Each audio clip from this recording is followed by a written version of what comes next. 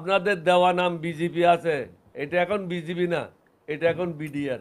সুতরাং কোনো অন্যায় কাজ এই দেশের 18 কোটি মানুষ মেনে নেবে না। আমি আগেই বলেছি আমাদের সৈনিক সংখ্যা হচ্ছে 1 কোটির উপরে। 10 দিনের ট্রেনিংয়ে 1 কোটি লোক যুদ্ধের জন্য প্রস্তুত হবে। সুতরাং আমাদের সাথে ফাজলামি করে কোনো লাভ হবে না। আপনাদের কাজ আপনারা করেন, আমাদের কাজ আমরা করি। আমাদের উপর মাতবরি করবেন না, আমাদের সাথে বন্ধুত্ব করেন, আমাদের জনগণের সাথে।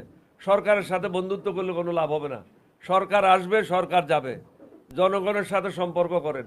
ভারতের পেঁয়াজ এবং চাউল ছাড়া দিব্যি ভালোই চলছে বাংলাদেশ, কোনো অসুবিধা তো হচ্ছে না।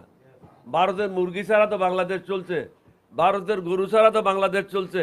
সুতরাং ভারত থেকে আর গরু, মুরগি, আন্ডা এগুলি আনার কোনো প্রয়োজন নাই, চাউল আনার প্রয়োজন নাই। বিকল্প রাস্তা খুঁজে নেন, পেঁয়াজ আনার দরকার নাই। নিজের দেশে উৎপাদন বাড়ান। চাষাদের, কৃষকদেরকে বলবো নিজের দেশে উৎপাদন বাড়ান। জাপান যদি 6 গুণ বেশি উৎপাদন করতে পারে, আমরা 2 গুণ বেশি কেন উৎপাদন করতে পারবো না? তাহলে আমাদের কোনো সমস্যা থাকবে না। নিজের উপর নির্ভরশীল হই, আল্লাহর উপর আস্থা রাখি।